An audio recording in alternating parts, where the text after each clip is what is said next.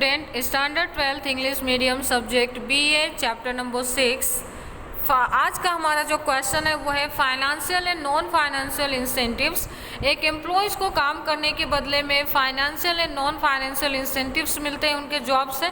तो वो आज हम इसके बारे में पढ़ेंगे कि इंसेंटिव्स होता क्या है और इसमें नॉन फाइनेंशियल एंड फाइनेंशियल क्या होता है। सबसे पहले इंसेंटिव्स देख लेते हैं। Business enterprise their workers to maintain their work aptitude and increase their efficiency continuously. Such inspiration is called incentives. Business enterprise अपने वर्कर्स के एटीट्यूड को, एप्टीट्यूड को, उनके एफिशिएंसी को कंटिन्यूस इंक्रीज करने के लिए जो एक मोटिवेशन प्रोवाइड करते हैं जिसको हम इंसेंटिव कहते हैं। Incentive means which insight has a tendency of inside the action. Incentive वो cause है, वो reason है जो कि किसी के भी काम करने के कैपेबिलिटी को अचानक से इंक्रीज कर देती है। ओके, यहाँ देखते हैं incentive increase the worker enthusiasm. ये क्या करता है कि वर्कर्स के एंथुजियाज्म को इंक्रीज करता है। Such incentives are helpful to the employee in the achievement of their objective. There are two types of incentives. कोई भी सच इंसेंटिव क्या करता है कि एम्प्लॉयज़ को उनके गोल को अचीव करने में मदद रूप होता है। इंसेंटिव के टू टाइप्स है जिसमें फाइनेंशियल है एंड नॉन फाइनेंशियल है। तो चलो देख लेते हैं फाइनेंशियल में कौन कौन से है।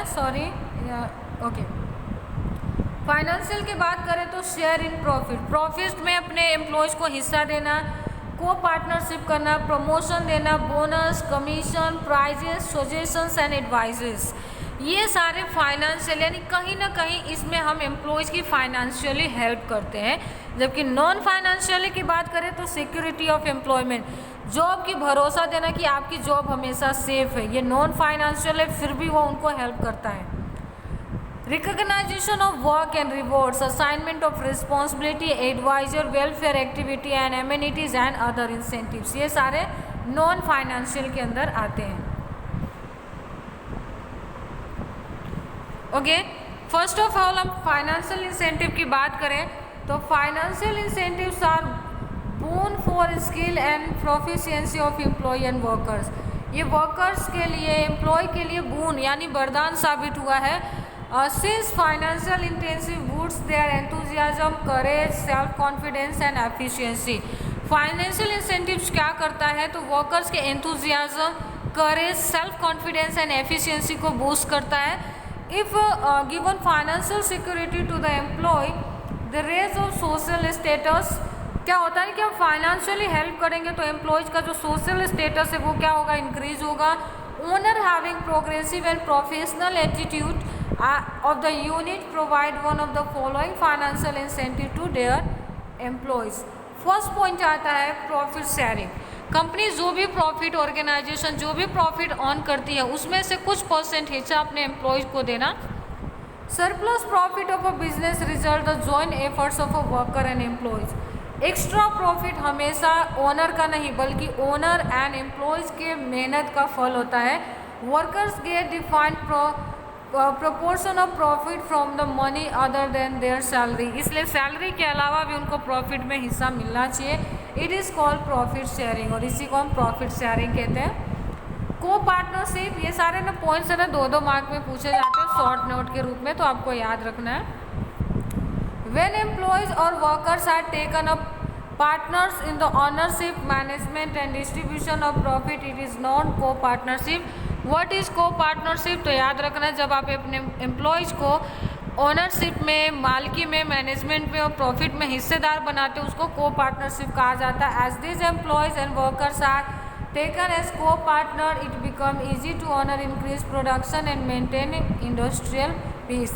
इससे क्या होता है कि प्रोडक्शन बढ़ता है और इंडस्ट्रियल पीस यानी व्यवस्था तंत्र में शांति बनी रहती है। Promotion, the process of placing a staff in the higher and beneficial position, it is known as promotion। जब भी हम एम्प्लॉयज़ को उसके प्रेजेंट पोस्ट से ऊपर के पोस्ट पे ट्रांसफ़र करते हैं उसको प्रमोशन कहते हैं।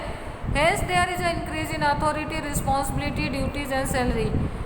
पोजीशन बढ़ने के साथ साथ अथॉरिटी, रिस्पॉन्सिबिलिटी, ड्यूटीज और सैलरी भी बढ़ता है। The efficiency of staff increase and moral boosted.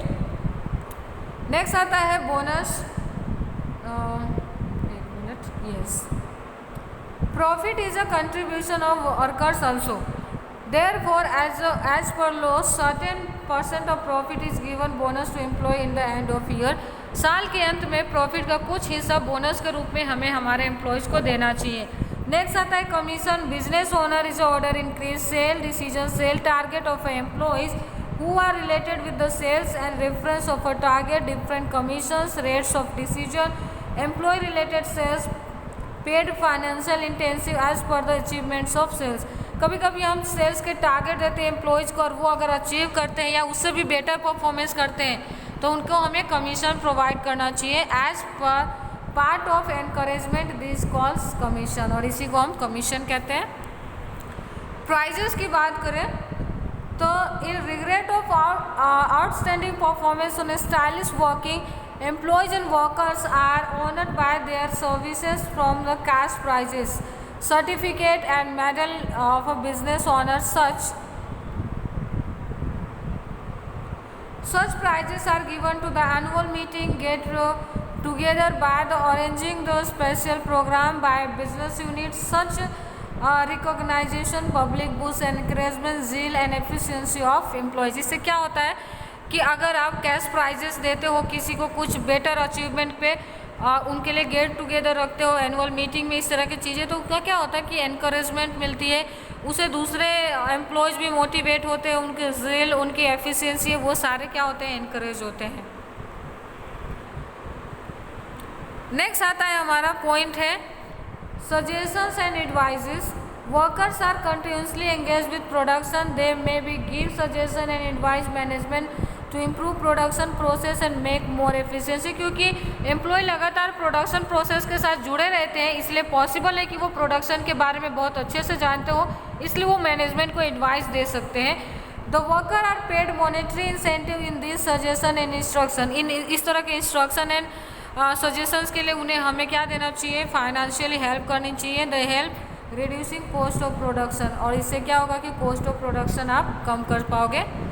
Next आता है हमारा पॉइंट है नॉन फाइनेंशियल इंसेंटिव्स में incentive not based on monetary बल्कि नॉन मॉनेटरी इंसेंटिव्स है. Non monetary incentives also boost the moral of employees. First आता है security of employment. For the employ only salary is not important but security of job also important. Job security inspire him work the enthusiasm thus production of a business unit increase. Worker के लिए सिर्फ salary important नहीं रखती बल्कि उनकी job safety भी मायने रखती है. अगर उनकी जॉब सुरक्षित होगी तो वो क्या होंगे कि मोटिवेट होंगे और उससे प्रोडक्शन बढ़ा सकते हैं वो लोग. Appreciation of worker and rewards.